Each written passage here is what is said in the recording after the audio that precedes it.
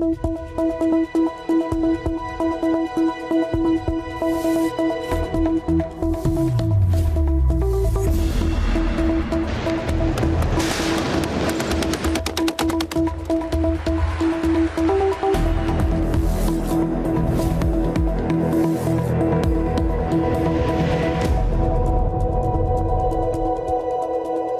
voto a Vox es 4 años más de Susana Díaz. Yo creo que eso cada uno lo entienda, porque lo que es de extrema evidencia es que hay que abrir las ventanas después de 40 años de socialismo. Esto es lo que hay. Buenas noches. Quedan 6 días para que los andaluces acudan a las urnas a decidir qué partido debe llegar al Palacio de San Telmo. De momento, todas las encuestas apuntan al Partido Socialista con Susana Díaz a la cabeza, pero también se muestra cómo los socialistas caen en picado. De nada ha servido a la presidenta de la Junta intentar desvincularse de la imagen de Pedro Sánchez y de todos sus escándalos, o evitar que las elecciones fuesen en primavera, justamente cuando habrá sentencia del caso de los ERE.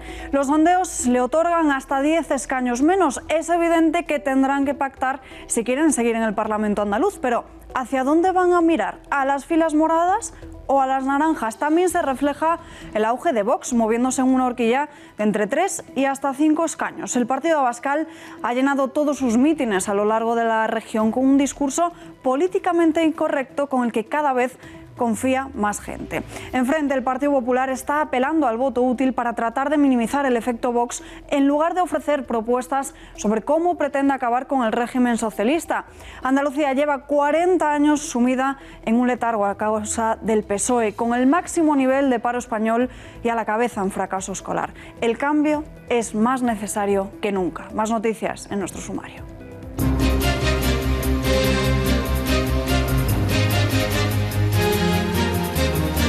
Dictada la sentencia contra las 2 mujeres feministas radicales que acudieron con el torso desnudo a la Catedral de la Almudena en 2004. La Fiscalía solicitaba 9 meses para cada una de ellas por un delito contra los sentimientos religiosos. Sin embargo, el juez considera que no hubo ni humillación ni menosprecio por sus acciones. La sentencia no es firme y lo más probable es que se recurra.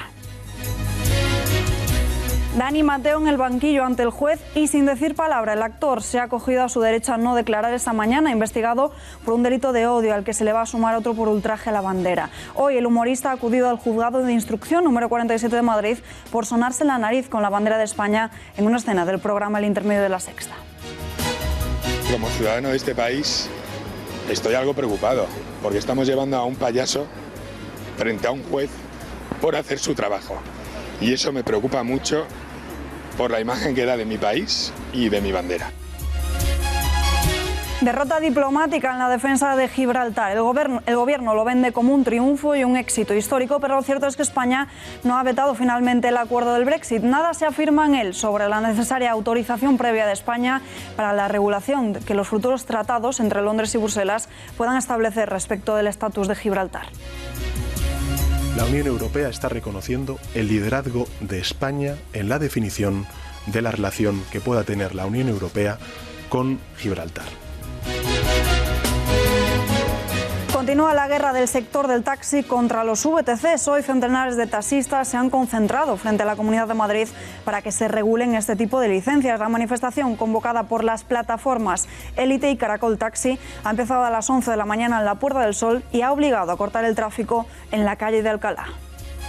Necesitamos ya de esa regulación de las VTCs, bueno, pues para hacer viable un poco tanto el trabajo nuestro como el de ellos, ¿vale? Ellos están ejerciendo un trabajo en suelo urbano que no pueden realizarlo porque no tienen la autorización correspondiente. En página internacional miramos hacia Ucrania. Tras el ataque ruso a sus barcos, el país prepara el estado de excepción, apresamiento a 3 buques de la Armada en el Mar Negro, cerca de Crimea. Así lo ha afirmado este mismo lunes el presidente ucraniano a través de un decreto, un estado vigente hasta el próximo 25 de enero del 2019. De nuevo, el pulso comienza en Crimea. El gobierno de Estados Unidos decidió cerrar el domingo durante 4 horas el puerto fronterizo de San Isidro entre San Diego y Tijuana, después de que cientos de miles de inmigrantes rompieran un cerco de la policía mexicana con la intención de entrar ilegalmente al país.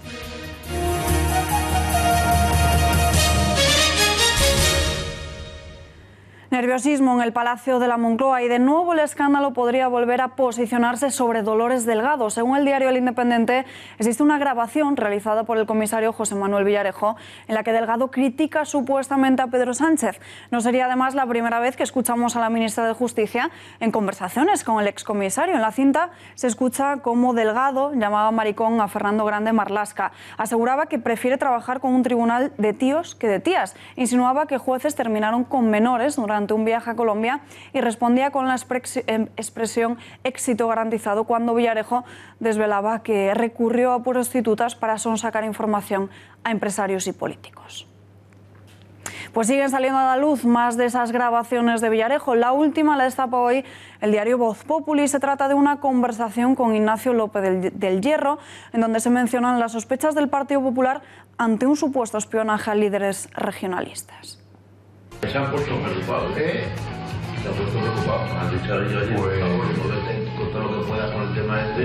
Me voy a... Vamos, pues basta que me... Estamos muy preocupados con estos temas, porque parece que alguien está... Pues basta que me diga eso, me voy a coger estos días...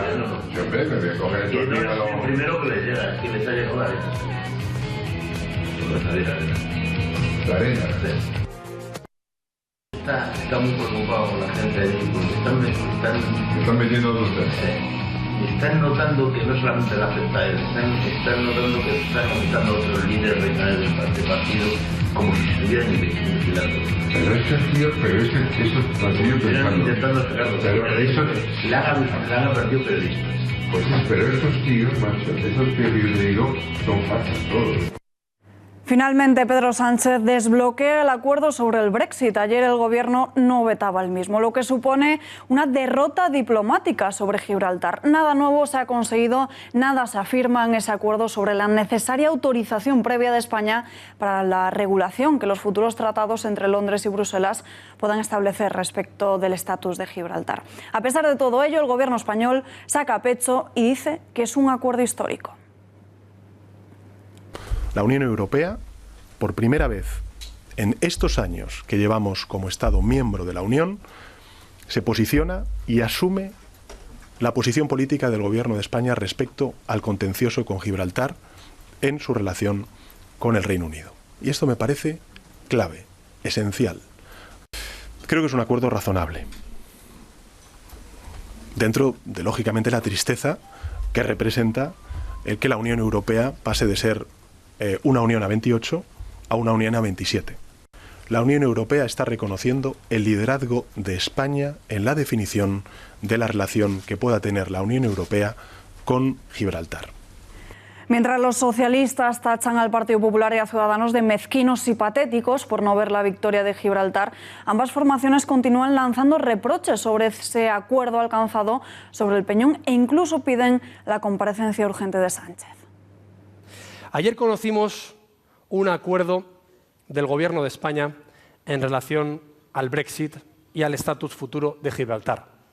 Yo dije muy claramente que había sido un pésimo acuerdo, que había sido un fracaso histórico y que el Partido Popular se sentía traicionado por la irresponsabilidad del Gobierno. El Gobierno español, por su actuación, por su dejación, más que por su actuación, por su dejación, ha perdido una gran oportunidad. Ha perdido la oportunidad de que la postura decisoria de España a este respecto, en cualquier acuerdo que se pudiera tomar en el futuro, pues fuera vinculante desde un punto de vista jurídico. Ha perdido la oportunidad de que esa interpretación estuviera claramente puesta en los documentos y no hubiera ninguna duda jurídica. Y la resolución del Consejo de Dirección es la comparecencia urgente del presidente del Gobierno para que lo que él llama acuerdo histórico se pueda explicar, dado que lo único histórico que aprecia el Partido Popular es el ridículo que ha hecho Sánchez.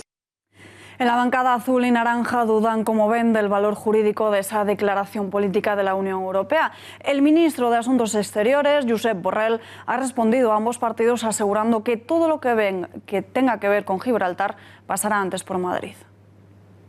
¿Qué es eso de que no tiene valor jurídico? O sea, todos los firmantes de un acuerdo dicen que ese acuerdo se interpreta de determinada manera. si alguna vez se planteara el problema ante cualquier tribunal, y el tribunal diría, oiga, ustedes no pueden ir contra sus propios actos. Ustedes han dicho todos a la vez, incluido el Reino Unido, el propio Reino Unido, que ese artículo tiene esta interpretación. Pues mire, ante cualquier instancia, esto, como se dice vulgarmente, va a misa.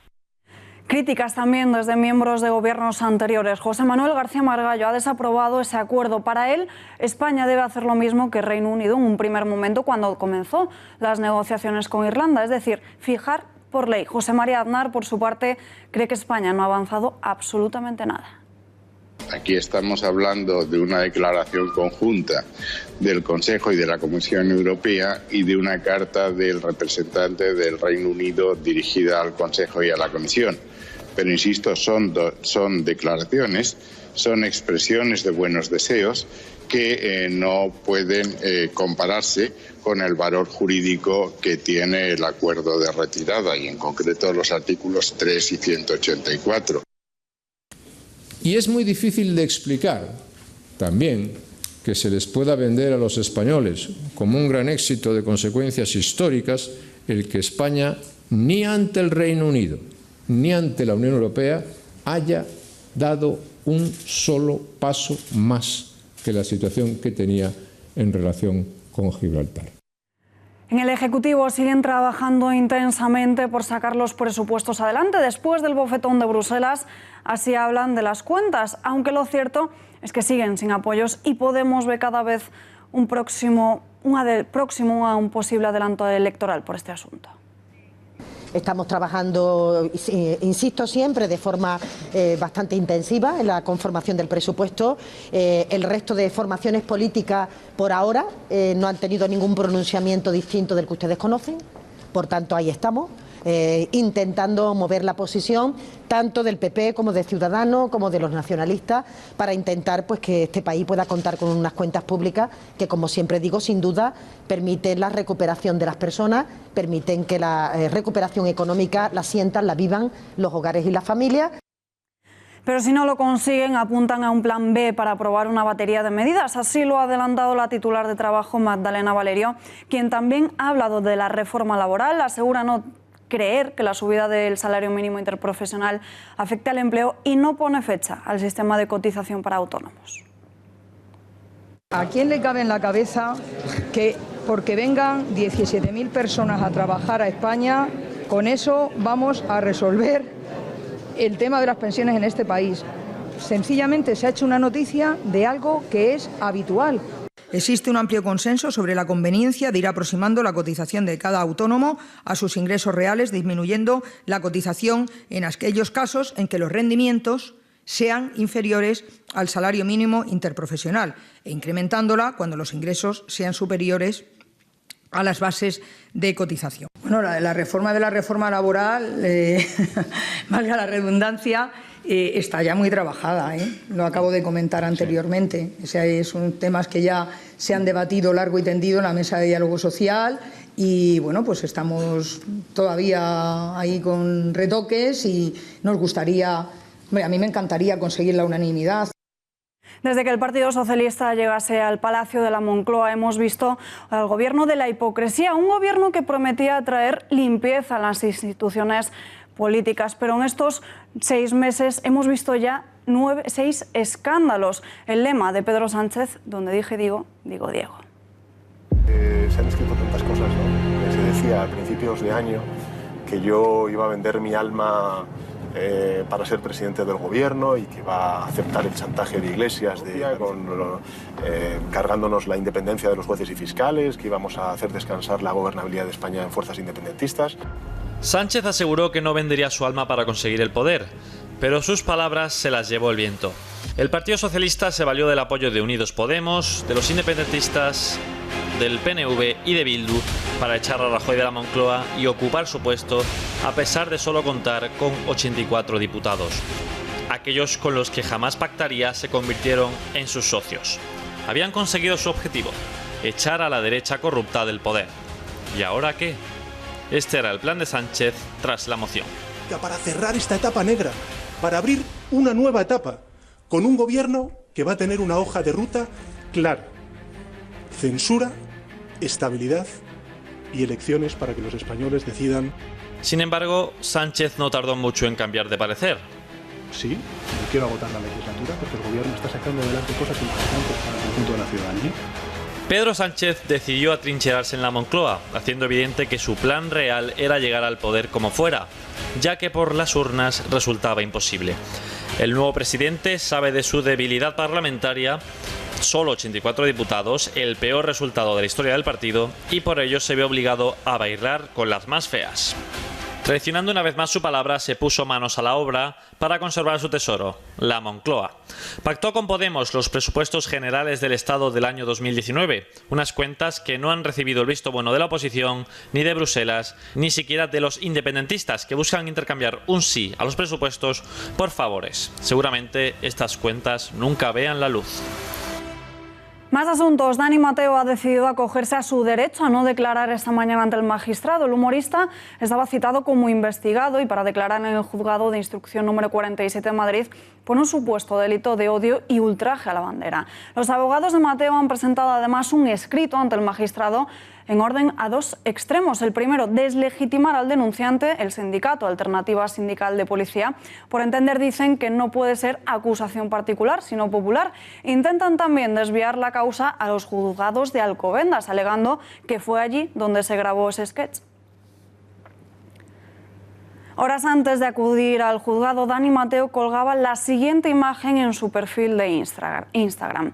Recurre a Los Simpson en un intento de tratar de ilustrar su cita con el juez. En esa imagen aparece el payaso Krusty en un juicio. En ese episodio el personaje tenía que ir a declarar por un delito que no había cometido. Como ven, ha intentado compararse a las puertas del juzgado. Dani Mateo ha criticado la decisión judicial. Ahora estamos frente a un juzgado.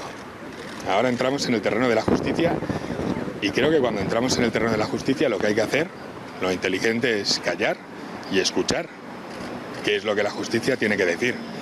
Yo solo diré que como ciudadano de este país estoy algo preocupado porque estamos llevando a un payaso frente a un juez por hacer su trabajo y eso me preocupa mucho por la imagen que da de mi país y de mi bandera.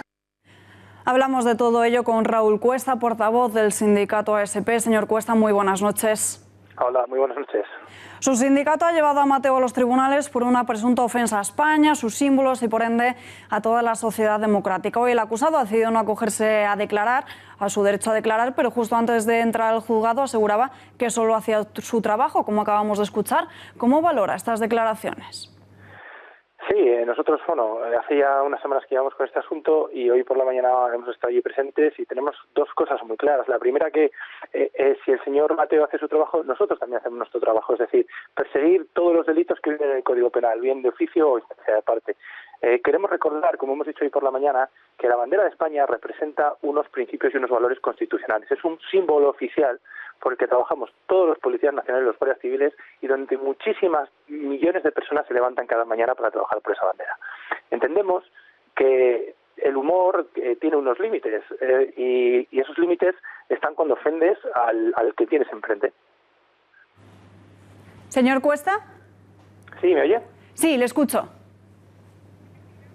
Sí, no sé si han... Sí, los abogados de Mateo además han intentado deslegitimarles asegurando que no pueden ser acusación particular sino popular. ¿Qué tiene que decir ante esto? Eso, traslado el mensaje del Comité Ejecutivo Nacional y del equipo jurídico. El gabinete jurídico que tiene Alternativa Sindical de Policía es un gabinete muy competente y saben perfectamente cuándo pueden y cuándo no pueden personarse como acusación.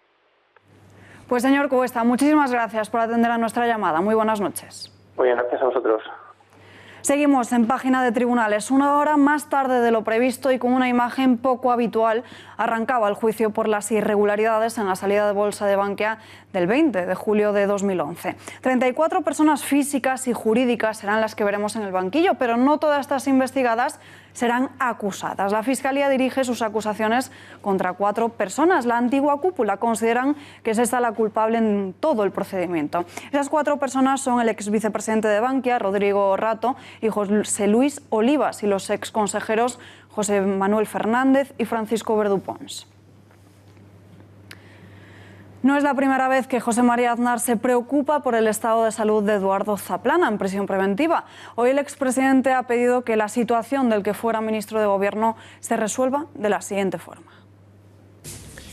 Y con independencia de las decisiones judiciales que se respetan, con independencia de los hechos que tengan que ser juzgados, que se juzgarán si alguna vez el secreto de sumario es levantado, después de tantos meses de prisión preventiva, yo creo que el Estado de Derecho, la justicia, no es incompatible ni con la compasión, ni es incompatible con cierto sentido humanitario y de la humanidad. A mí me parece que esa situación es una situación que tenía que resolverse y se debía resolver de una manera fácil, humanitaria y compasiva.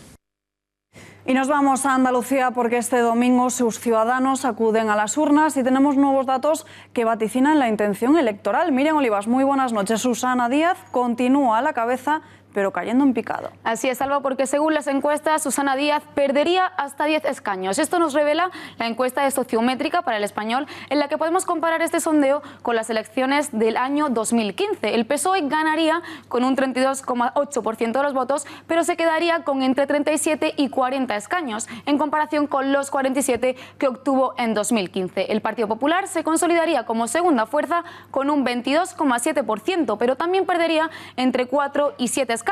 Adelante Andalucía podría ganar hasta 2 escaños y Ciudadanos ha crecido el doble, sumando hasta 8 o 10 escaños. Y la sorpresa, o ya no tan sorpresa, sería Vox, que entraría en el Parlamento andaluz con el 6,5% de los votos según esta encuesta. En la siguiente encuesta, realizada por NC Report para La Razón, nos centraremos más en ver esta irrupción de Vox en el panorama político andaluz. En estas dos encuestas que vemos aquí podemos comparar la intención de voto de la semana del 12 al 16 de noviembre y la del 19 y 23 de noviembre. La primera semana de campaña en Andalucía confirma un avance de la derecha que pasa de sumar el 40,5% de voto al 40,9%. Pero lo llamativo es que esta mejoría es a costa del partido de Santiago Abascal. Pero eso sí, los votos a Vox no le garantizarían el escaño porque se mueve entre tener 0 o 2 diputados. Pero la campaña sí les ha servido para que el trasvase de votos del Partido Popular deje de girarse al lado de Ciudadanos y empiece a contemplar la opción de Vox. En esta última encuesta vemos cómo el resultado de los de Albert Rivera se ha resentido y es porque ese trasvase de votos se ha reducido en más de 30.000 votos. Los de Abascal, por su parte, han sufrido una subida en una semana de 76.000 votos a los 49.000 votos. Así que a falta de 6 días y según estas dos encuestas, el PSOE sigue en la cabeza, pero sin la mayoría, por lo que tendría que pactar si quiere gobernar y la derecha crece y también cambia de color. Pero habrá que ver qué resultados tienen finalmente estas elecciones andaluzas. Salva. Lo veremos el domingo. Gracias, Miriam.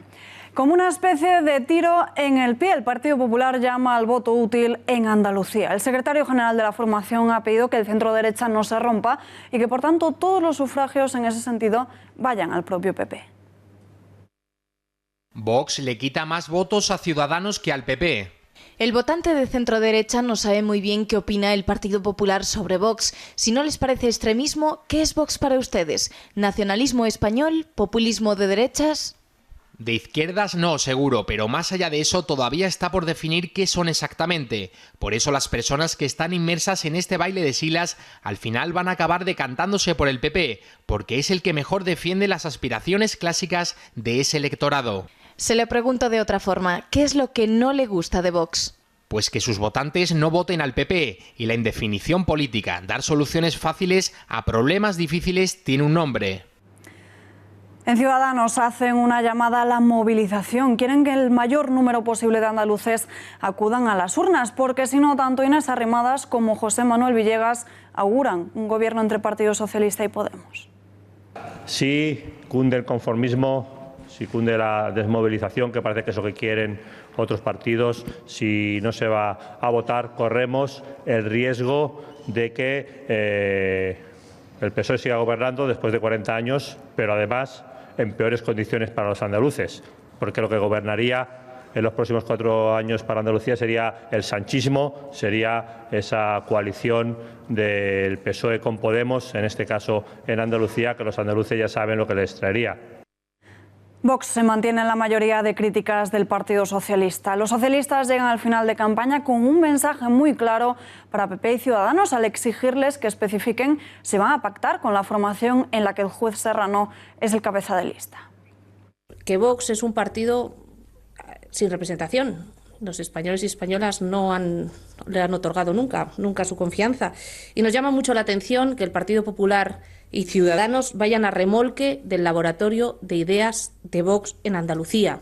En esta campaña lo estamos viendo con mucha claridad, que el Partido Popular y Ciudadanos van a rebufo de lo que marca Vox. Es Vox el que marca la hoja de ruta de la derecha para Andalucía.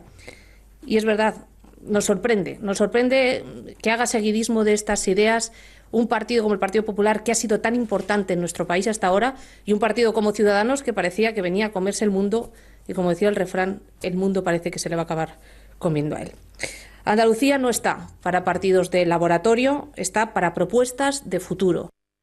Pues Génova no descarta en absoluto el escenario en el que PP y Vox lleguen a un pacto en Andalucía, aunque eso sí, de momento dicen que un voto para las filas de Abascal suponen 4 años más de Susana Díaz. Un voto a Vox es 4 años más de Susana Díaz. Yo creo que eso cada uno lo entienda, porque lo que es de extrema evidencia es que hay que abrir las ventanas después de 40 años de socialismo. Esto es lo que hay. Igual que un voto a Vox en Madrid supuso 4 años más de Manuela Carmena, o los primeros 4 años. Esto es la evidencia. A partir de ahí, yo creo que es claro. Ciudadanos la lía con una foto de un acto de campaña, y es que entre aparentar y ser hay una diferencia abismal. Y si no, fíjense en la diferencia entre las dos siguientes imágenes. La primera de ellas la comparte la propia cuenta oficial de Ciudadanos en Sevilla. Se trata de un acto de campaña del partido en Dos Hermanas, en donde presumen de la alta asistencia al mismo. Pero la realidad es otra, que no tiene nada que ver. En la imagen que están viendo a la derecha de sus pantallas se observa cómo esa alta asistencia no es tal.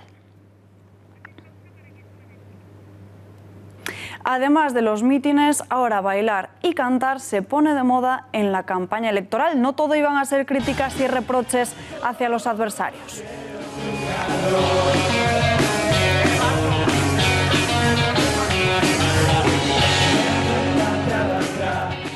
El candidato a la presidencia de la Junta de Andalucía, Juanma Moreno, ha mostrado este domingo sus dotes como artista, y es que el popular se subió al escenario de la caseta del PP en la Feria de Torremolinos, en Málaga, donde se ha atrevido con varias canciones. Junto al grupo que amenizaba el acto de campaña, las canciones Sabor Amor, de Danza Invisible y Cuando brille el sol, de La Guardia, fueron cantadas por el propio Moreno Bonilla.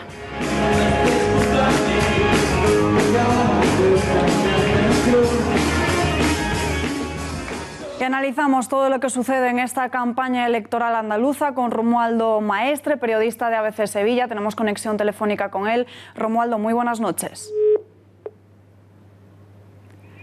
Romualdo, parece que tenemos un problema con esta llamada. Intentaremos seguir con ella. Vamos a también tratar el tema del asunto feminista, pero antes vamos a abrir nuestra habitual sección de la lupa de Rafa Núñez Huesca. Rafa, muy buenas noches. Muy buenas noches, Alba. Bueno, hoy miramos a la ley de memoria histórica, pero la de los separatistas. Efectivamente, porque ellos operan en una dimensión diferente al resto de españoles. Saben ustedes que la ley de memoria histórica a nivel nacional tiene que ver con el franquismo y la guerra civil. Bueno, pues en cuanto a Cataluña, en cuanto a los separatistas catalanes, opera de manera diferente. Me gustaría que supieran que una de las fórmulas de la ingeniería social que emplea el separatismo en su lavado masivo de cerebro tiene que ver con resignificar calles, retirar monumentos e incluso derribar algunas placas que, según ellos, hacían apología del españolismo. Sin ir más lejos, me gustaría que vieran la siguiente imagen. Es un vídeo de finales del 2012 en la toma de posesión de Artur Mas, en la que aparece Artur Mas y su gobierno justo delante de una gran lona negra que tapaba la cara, el busto del rey de España, ahora rey emérito, Juan Carlos I. Fidelitat al rei, a la Constitució, a l'Estatut d'Autonomia. Prometeu per la vostra... per aixecar el país. o per fer grans projectes de molta envergadura. La vostra consciència i el vostre honor, complir fidelment les obligacions. I per cert, ja que tenim el ministre d'Hisenda que ens acompanya,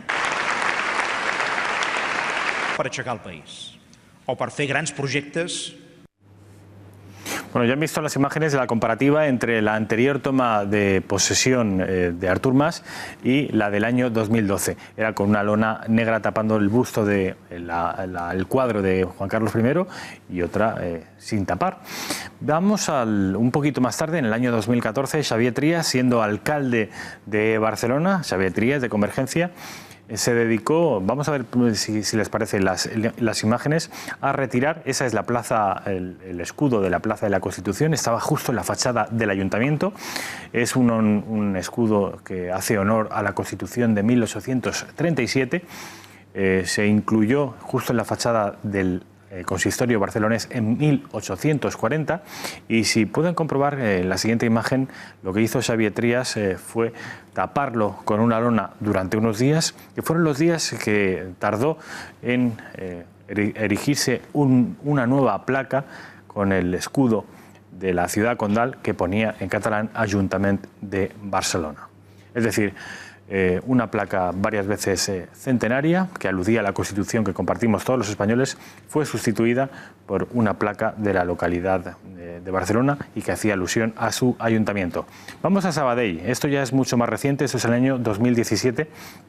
Esa imagen es anterior, es del Ayuntamiento de Barcelona, el antes y el después. Esto sí que es Sabadell, donde si no hubiera sido por la repercusión mediática que tuvo esta iniciativa, seguramente la calle de Antonio Machado hubiera sido retirada por haber sido considerado el poeta españolista y además anticatalanista. Esto está ocurriendo en la Cataluña actual. Y no estamos hablando ni siquiera de Manuel Machado, estamos hablando de Antonio Machado. Se supone que de los dos hermanos el que tenía mayor sensibilidad progresista.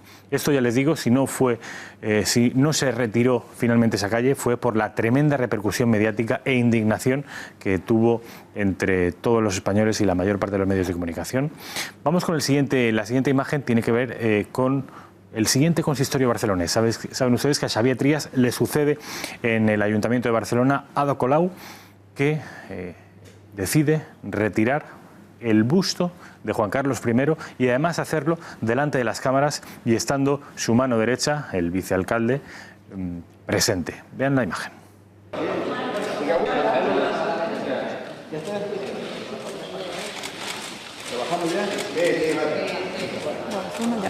Ahí están viendo cómo se retira el busto de Juan Carlos I, que fue el Partido Popular de la localidad catalana, de la capital de Cataluña, de Barcelona, elevó a los tribunales y finalmente ganó. La alcaldesa de Barcelona, Ada Colau, fue obligada a volver a incluir ese busto de Juan Carlos I en las dependencias del consistorio. Vamos a otro asunto, pero con la misma protagonista, Ada Colau, aún alcaldesa de la localidad catalana. Ven ahí ustedes el titular del Huffington Post que dice: Colau, el almirante Cervera era un facha. Esto fue hace muy poquitos meses, cuando se le, queriendo homenajear a Pepe Rubianes, ya saben, aquel cómico catalán que insultó gravemente a España en un programa de televisión, de la televisión pública catalana, se retiró, para incluir la calle en homenaje a Pepe Rubianes, se retiró la calle del almirante Cervera, ya saben ustedes, militar, héroe de la guerra de Cuba, y al que Ada Colau calificó de un facha. Hemos quitado la calle de un facha y hemos colocado la calle de Pepe Rubianes.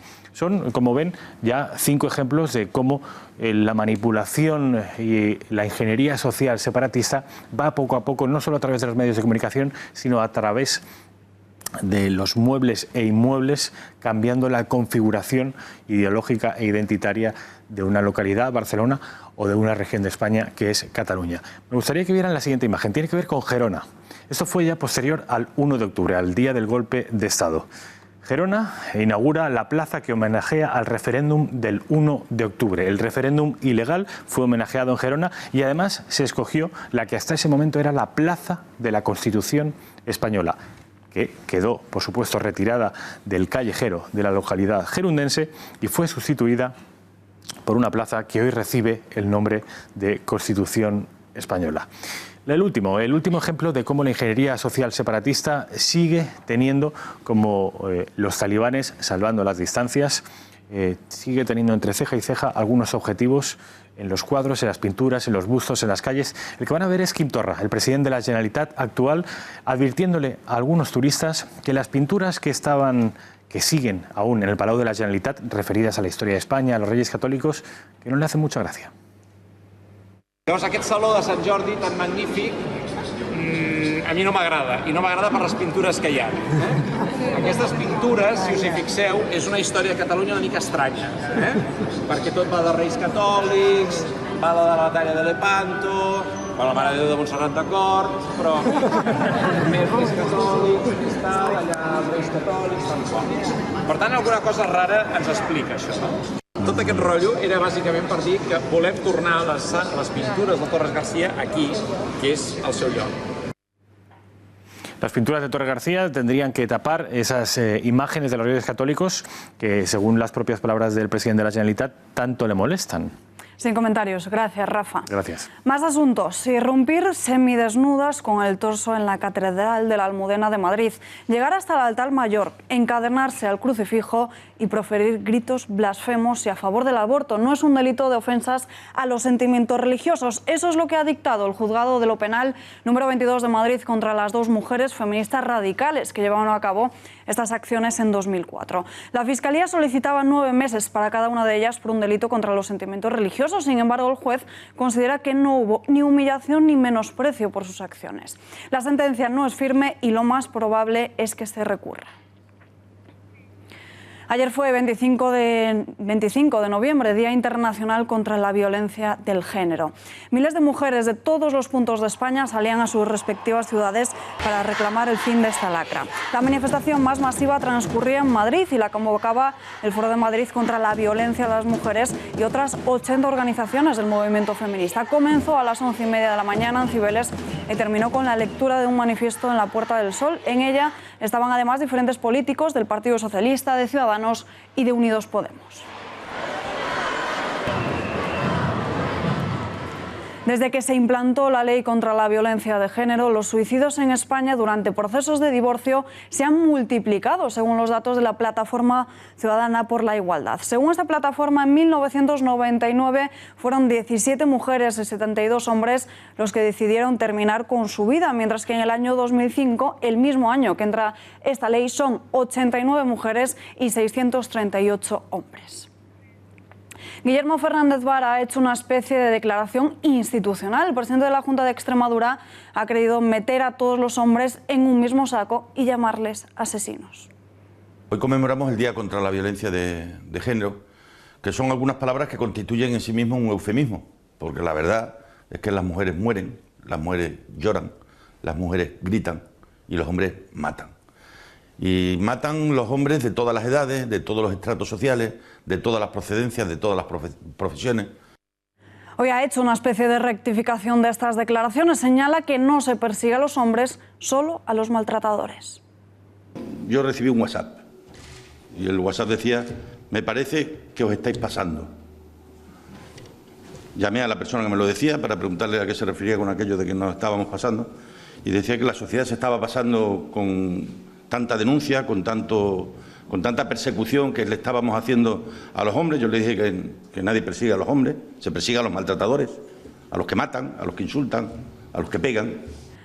Tiempo de entrar en más detalle. Para ello tenemos aquí con nosotros a Francisco José López, de la asociación GEMMAD. Señor López, muy buenas noches. Buenas noches. Bueno, una de las reivindicaciones de esta nueva oleada feminista es tratar de formar a los jueces en perspectiva de género. ¿No es esto una manera de adoctrinar y poner la justicia al servicio de una determinada ideología? Pues bueno, en teoría no. En teoría se supone que la perspectiva de género se basa en formar a los jueces en tener empatía, en no resultar violento con la persona denunciada, tratarla con tacto, y es algo difícilmente cuestionable eso. Hay jueces que tratan las leyes como si fueran matemáticas, como si fueran leyes físicas, y no tienen en cuenta el que están metiéndose en un tema privado que cuesta mucho sacar y que a veces el ser directo duele en esos aspectos. Pero en la práctica lo que vemos es que cada denuncia que no les gusta es porque no han aplicado la perspectiva de género. Que si no está todo a su gusto, según sus matices, según las mismas leyes que ellos mismos han aprobado en el Parlamento, es que había que haberle aplicado la perspectiva de género y haberlo interpretado de tal manera que ellas se queden contentas. Y eso es lo que al final se pide en la práctica bajo la excusa de pedir sensibilidad. Que también creo que no es un problema tanto el que pidan la perspectiva y el que impartan estos cursillos en los jueces, pero tampoco creo que los jueces sean tontos, no creo que no se den cuenta del engaño y sabrán distinguir si es una formación valiosa o no, o si les están metiendo un cuento chino que tienen que aplicar las leyes a su gusto. Pero me da miedo cuando de verdad la apliquen la perspectiva de los cursos de perspectiva de género, la formación, cuando ya todos los jueces la hayan estudiado y hayan pasado por 1000 cursillos, ¿qué va a pasar con el juez que siga dictando sentencias que no les guste? ¿Lo van a sancionar? ¿Le van a inhabilitar por no saber aplicar la perspectiva de género? ¿Qué va a pasar? Es lo que más me inquieta a mí, no el hecho en sí de pedirla. ¿Hay datos sobre la violencia doméstica sobre los hombres? ¿Cuáles son?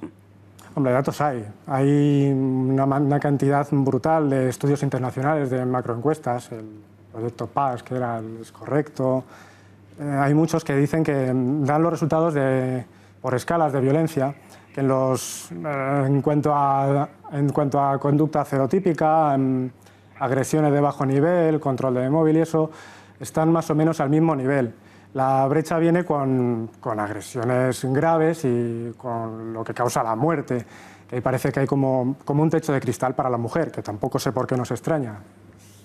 Como en todos los ámbitos, hombres y mujeres están más o menos igual en estudios universitarios, pero hay más hombres dirigiendo empresas. En campeonatos de estos de eSports también, hombres y mujeres más o menos el mismo número, pero hay más hombres. ¿Por qué nos extraña que la violencia sea diferente? Es yo lo veo como un techo de cristal parecido. Y bueno, y en cuanto a lo que es muertes, de todas formas, también hay algunos datos. Puse hace poco en la cuenta de Twitter de GENMA, de la asociación, un estudio de homicidios internacionales de la ONU, tomando países de todos los continentes, una burrada, y cifraba en lo que es el ámbito de pareja, los hombres, las víctimas masculinas eran un 21%. En el ámbito familiar, sin tener en cuenta la pareja, eran un 57%, creo. Hace poco han salido también los datos de Alemania, creo que eran 147 mujeres muertas, 37 hombres, algo así, también cercano al 20%, un 19 y algo. Y también en Francia, creo que daban hace poco, salían algunos datos parecidos. Y en España teníamos y tenemos, pero es muy raro lo que ocurre aquí. Teníamos hasta 2006 el Ministerio de Interior, que en su anuario daba estadísticas de todos los crímenes que había, y entre ellos el número de hombres muertos en el ámbito del hogar y por su pareja. Y lo hizo eso pues hasta 2006, que entró el Consejo General del Poder Judicial, hizo estadísticas con carácter retroactivo, y lo que antes según el Ministerio de Igualdad me parece que eran 13 muertos en 2003, pasó a ser 7. En 2004 eran de 9, pasaron a 3. 2005 creo que era algo así, de 15 a 7, algo así, que rebajaron, y a partir de ahí siguió contando el Consejo General del Poder Judicial. Unos años da cifras, otros no, otros los da con carácter retroactivo de 2 años antes. No sé qué tenemos. De todas formas, una cosa, también me gustaría tener una cifra oficial, la que fuera, que nos dijeran un 2% o algo así de hombres muertos, para pedir esa cantidad de recursos y de tiempo en la televisión, un 2%. Que nos dieran porque son datos de los que nadie habla. Señor López, muchísimas gracias por estar aquí con nosotros. Muy buenas noches. Buenas noches.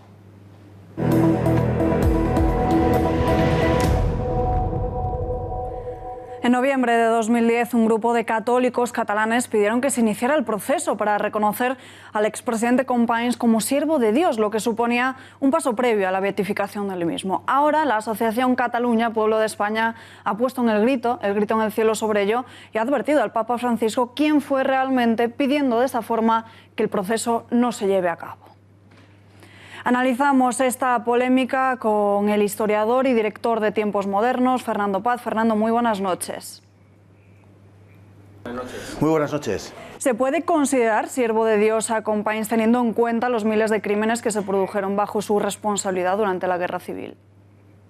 Bueno, esto si no es una broma, es un disparate de todas. Es decir, no tiene nada que ver la condición de siervo de Dios que se concede a una persona por determinados méritos ligados con la fe, con, en fin, lo que hizo el señor Companys, que es justamente todo lo contrario. Yo no sé a quién se le puede ocurrir una cosa así, es que no se me alcanza. ¿En qué lugar queda gran parte de la Iglesia catalana teniendo en cuenta que esta petición pasó por las manos del entonces arzobispo Martínez Sistach? Pues verdaderamente, como digo, si lo sacamos del apartado humor, queda en una cosa grotesca. O sea, es de difícil calificación. Yo no sé cómo a alguien se le puede ocurrir esto y cómo se puede dar curso a una petición de este tipo por parte de la Iglesia en Cataluña. De verdad que es que no lo puedo comprender.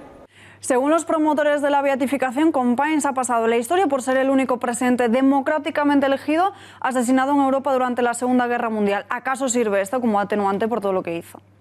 Bueno, en primer lugar no fue asesinado, fue fusilado conforme a los procedimientos establecidos en esa época, por lo tanto no fue asesinado en primer lugar, y en segundo lugar no sé qué relación puede tener el que fuera democráticamente elegido con su condición de siervo de Dios, de beato u otras. Es verdaderamente de locos, no existe absolutamente ninguna relación, al margen de que se pone de relieve el haber sido democráticamente elegido, pero no se cita, por ejemplo, su condición de golpista o de haber servido de coartada para el dominio del Comité de Milicias Antifascistas en Barcelona, que instauró un auténtico régimen de terror, principalmente, por cierto, contra los católicos.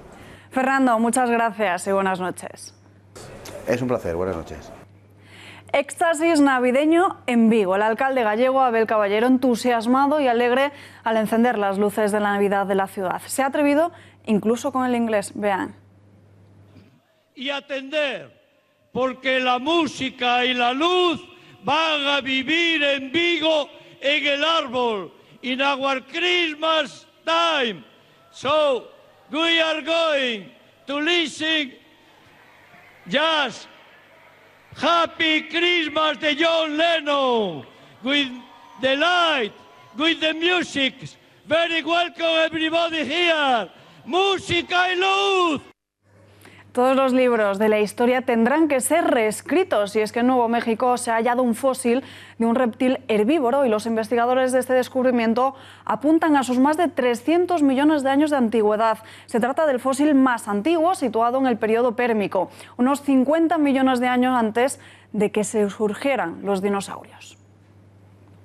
Se agrava la crisis entre Rusia y Ucrania. Ayer domingo, Rusia atacó a 3 buques de la Armada ucraniana en el Mar Negro, cerca de Crimea. Tras este apresamiento, el presidente ha decidido declarar el estado de excepción. Lo ha hecho a través de un decreto por el que el estado de excepción se mantiene vigente hasta el próximo 25 de enero. Este decreto, eso sí, no supone de momento la movilización de las tropas y debe pasar primero por la aprobación del Parlamento. Y el gobierno de Estados Unidos ha decidido cerrar el puesto fronterizo de San Isidro entre San Diego y Tijuana. Una orden tomada después del intento de un salto masivo a la frontera. Rompieron un cerco de la policía e intentaron entrar ilegalmente en el país.